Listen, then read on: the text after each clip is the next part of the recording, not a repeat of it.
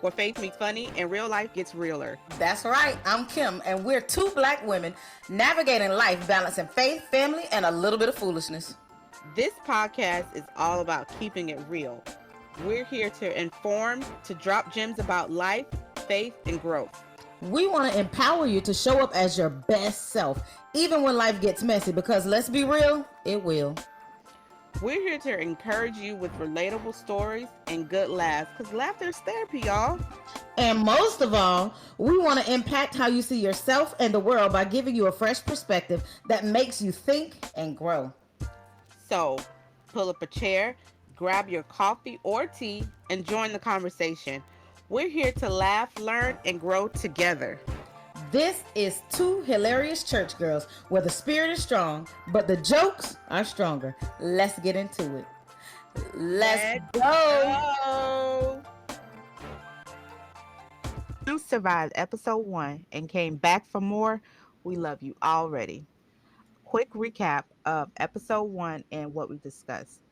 You guys learned a little bit about us, and we had a quick breakdown of our core purposes, which are to inform, empower, encourage, and to impact. Today, we are getting into the art of balancing faith, family, and let's be real, a little bit of foolishness. Whoo, child.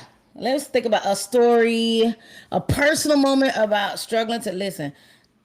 Being, especially for me as a single parent, having to balance raising my son, going, and I went back to school at one point and had a full-time job. Man, listen, trying to make school lunches and fixing Kimon's breakfast and trying to put smiley faces on his pancakes with the syrup that he now does not remember that I used to do. Now that made me mad. So funny. My That mom joker said, goes, you remember what you want to remember. hello. Thank you. He remember what he want to remember, but he don't remember me doing all of that. Trying to check work emails. I can remember when he was younger and I was in grad school and I used to read because, I like to go to bed at the same time as him. And he would tell me, he said, I hate reading. I said, whoa, not my baby. As an educator, not mine. I said, why would you hate reading? He said, because that's all you do. I decided right then that I was going to spend time with him until it was his bedtime, and I just had to make that sacrifice for those 2 years that I was in grad school to just do some work once he went to bed. So it's hard out here, y'all, but I got through it, and now my baby is up there in Tallahassee where he should be. You got through. You definitely did, and he is an exceptional young man. So Bless you, woman of you God. should be proud of yourself. We do the best that we can. That's all I got. That's all I got. Kim, the struggle is real. Let's talk about finding balance. You Whew. know, actually, balance is a myth, but managing the chaos, that is the real goal. Listen, when people used to talk about balance and balance and balance, it's all about balance. How? If I'm doing the best that I can. I can't make them give me a raise. I can't make there be more time in the day. But what Yep. I can do is manage what I have. So Manage. you are absolutely right in that respect. Balance is a myth, but we did that thing. We managed it, and I think we do a pretty good I think we do pretty good about managing balance because both of us have full-time jobs and both of us are mothers and both of us have extracurricular things that we like to do that don't involve our job or our children. So, right.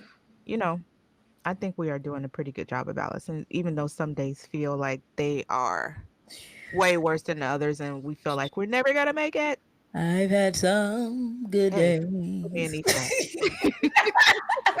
You are absolutely right. We have some good days, and sometimes we have to climb those hills. Yeah. But I really thank God for my community and just my relationship with Him because there are a lot of things that have happened in our lives that I think that we may have. Papa used to, when my great granddaddy used to pray, he used to say he was clothed in his right mind, and Hey, yes, I sir. thank God.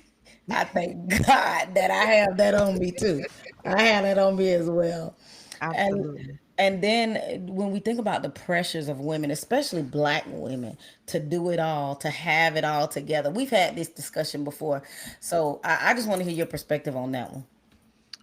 That is something that both of us have discussed recently is it's always black women.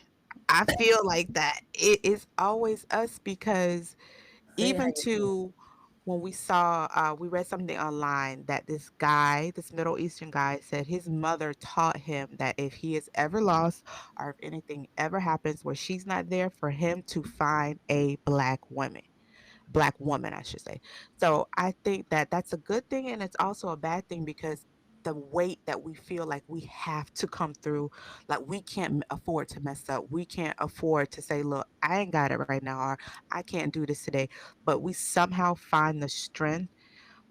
Also, that can be empowering too, because you think about our mothers and our grandmothers and our great great grandmothers and our aunts and how they did it. And they did not have the resources that we as Black women have today. Hmm. Yeah, and it's like some days you're a Proverbs 31 woman, and some days you're just trying to be a Psalms 23 woman. The Lord is my shepherd. And Lord, some I lack days you nothing feel like a but a bone nap. crusher, Hello. you know. But I'll say this because it does feel like the pressure is on us as black women. But if I'm perfectly honest, I wouldn't have it any other way. I don't want to be the one that has to always lean on somebody else, Hmm. that Hmm. always has to be encouraged by other people. Hmm. So I don't mind being that, but sometimes every now and then, come hug my neck. Come Yes. help me out. Come ask me how I am. Come ask Right. me how my day was. That is definitely something that I can agree with too. Yeah, I absolutely love that. So, it's not like you said at the beginning. It's not about trying to find balance, but just managing the managing our lives Right. because and we don't have to have balance. Right. Staying rooted in faith helps bring peace to the chaos. Yes, Lord. Let's Yes. be real. Sometimes the only prayer you can get out is Jesus help. It's Hello. so funny because I literally just had to say that this week. Jesus, I need you to take care of this That's because it. I don't know what else to do. I don't know what else to say. I have nothing. Nothing. I got nothing. Listen, I was reading the devotional one time and they called it breath prayers. And the Mhm. breath prayers are the ones that you say with just one word or that you can get out in one breath. So that Jesus help. Yeah, That's that, enough. And that's look, sometimes I just have to say, nah, Lord. Nah, my Lord. Lord. Nah, Lord. You know how to. How the But old niggas to get down yeah. on their knees. My Lord. But yeah, I sometimes we just have to say those breath prayers and it just be enough. And that It just just has to be the enough. bottom line. That's just the bottom line. I found these practical tips to keeping our faith strong while managing responsibilities. Quick devotionals, which I think definitely keep our mind in the right place. Prayer on the go, which I love it because you can just be in the car, you can be taking a shower, you can be fixing the kids' food, and you could be praying while you're doing that. And also finding God in everyday moments, even in traffic. I love that. And I even when I travel, I try to pray before I go and say, God, I just want to see you in every situation. And then there's always a moment like at the airport where something happens and I'm like, you know what? Now I could turn that. Now, God, what you trying to tell me? Yes.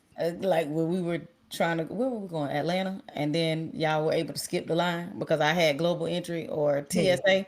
that was We Atlanta got to this find God in everything. We Yes. have to find God in everything. And another thing that we have to do is to give ourselves some grace. We like we discussed earlier how black women feel like the weight of the world is on our shoulders, how we have to be that Proverbs 31 woman, how we have to do all of that. And we have grace for others. We're always forgiving people. We talk about this all the time too, Nat, where we accept everybody Yes. but nobody accepts us. So we always have grace for other people. But what about grace for ourselves? Yeah. That is Has so there true. right and like being a mother and being that primary caregiver for our sons, there was a lot of guilt that we had to let Mhm. go of, Yes. because you feel like it's your fault that Yes. your son doesn't have a relationship with his father. If he does have a relationship with his father, that he don't wake up to him every day because your Mhm. son, you know. But we have to learn how to have grace on ourselves and saying no when we feel like you failed. I absolutely hate when we have to encourage each other because one of us feels like like we failed our kids, and there's no reason why. Because if God forgives us, why are we so hard on ourselves? Why? That's so real to me, Kim, because I don't know if you remember when I was visiting my son a couple months ago, who was in the military, and I text you in the middle of that, and I said, "Why do I feel like a failure?" And in that moment, I can't remember what we were doing, but I just was crying, and I text you that. And I was like, "Why do I feel like a failure?" And you text me back something and you encouraged me, but that is so true. I had to, in that moment, realize what the enemy was trying to do to my mind because my son is um he is excelling in what he's doing and he is finding his own way, and I'm so very proud of him. But that was just me and my thoughts and how I feel like I should be here or XYZ, or I feel like I should be doing something other than that I'm doing. So that is so real for us. We have to learn how to let that self guilt go. There's Yeah. nothing for me to be guilty of. What am I guilty? Why am I feeling that way? If God has forgiven us, if he has sent his son to pay the Hey, ultimate sacrifice, we need to be able to say, you know what? Thank you, God, for forgiving me. I forgive me too. I love that. Love, love, love that. And then the very fact that you were on your way to visit the person that you raised should have showed you that you are not a failure. I am so proud of Chris. I don't know what to do. I love him and I miss him. But I think that we have these like high expectations, and I'm trying to see if that's pride. Like we have Mhm. all of these high expectations for ourselves, Mhm. unrealistic expectations, and then when we don't meet them, it's like we feel bad about it. But and as a matter of fact, that might not even the Holy Ghost just put this in my mind. That ain't even what God wanted for us. No, That's not His vision for our life. We created that. we create absolutely, absolutely. So We that's create why Matthew 11, I mean Matthew 6:33 is so important, to seek ye first the kingdom of God and His yes, righteousness, and His yes, righteousness, His, not mine, his, not Nat's, not his. anybody else's, but His righteousness, and then all of these things will be added to us. So that way, when we seek what He has for us, we don't feel like, okay, I set this high standard for myself. Because if God told me, Kim, this is what I want you to do, and I reach that, then hey, his opinion of me means more to me than mine. More, absolutely. And also the fear of disappointing others or the fear of disappointing God to please others. I had to come up out of that. Eh, Like I had to, if God, like you said, God tells me to do something, but somebody else doesn't know what God told me to do.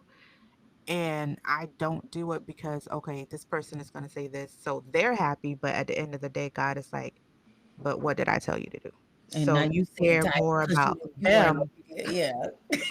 them than what I tell you to do. So I had to come up out of that too. And like you said in the first episode, I'm tired of getting whooping. Shoot, Hello, I was just about to say what happened whenever we try to please other people and not God. God gonna Come whoop here.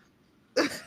Come here. go, go get Oh, the I'm belt. sick of it. I am sick of it. Listen, if you are listening and you have this certain idea of what me and Nat should be, and that does not align with what God said for us, build a bridge and get over it. Because we're Yeah. doing what God called us to do in this season of our life. In I'm this tired of being season disobedient. and every other season to come, whatever God tells me to do, I'm gonna do it the first time. I'm the first. Because you know how when your child was younger and you said, no, you better do it the first time I tell you to do it. Absolutely. So how come we Absolutely. used to tell them that, but then we don't listen to God? But we don't listen to Lord, God because please He's our forgive us. Father. Give He's our us some, Father. have some Mhm. grace on us, some mercy, God. Oh, Hey, don't they Lord. walk with us? Hello, hello. So, our key takeaways for this episode is balance is not about perfection. It's about priorities. Absolutely. We have got to let our faith lead our decisions. And remember, a little bit of foolishness, aka laughter, is good for the soul. Don't take yourself too seriously. Laugh sometimes. It's okay. We laugh about a whole bunch of situations. My account, I got $2. We laughing about it. So what? Yes. What, I'm gonna die? Because I only got $2? Absolutely not. No, So I'm gonna laugh. we gonna laugh now. Shoot. All right, y'all. That's it for today. If this episode blessed you or made you laugh, share it with your people. And don't forget to subscribe, leave a review, and follow us on social media. Go to Instagram, type in Two Hilarious Church Girls, and you will see us on there. Go follow us, y'all. Next time, we're talking about Black church traditions we can't let go. Get ready for some stories and a whole lot of laughs. Stay blessed. And stay laughing. Well, that's a wrap, y'all. Thanks for kicking it with us on Two Hilarious Church Girls, where faith meets funny and growth gets real. Remember, we're here to inform, empower, encourage, and impact. So take something from today's episode and let it push you towards your next level. Don't forget to follow us on social media. Share this podcast with your crew and leave a review if we made you laugh or think a little today. And as always, keep showing up for yourself. Stay rooted in faith and don't forget to find joy in the journey. We'll see y'all next time. Same place, same hilarious vibe. Stay blessed and stay laughing. He's been the fourth man in the fire every time.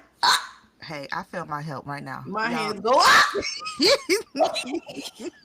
But you know that music start to shift Yes. after they can't stop singing, or Yes. one of the people start hollering and stuff. Yes.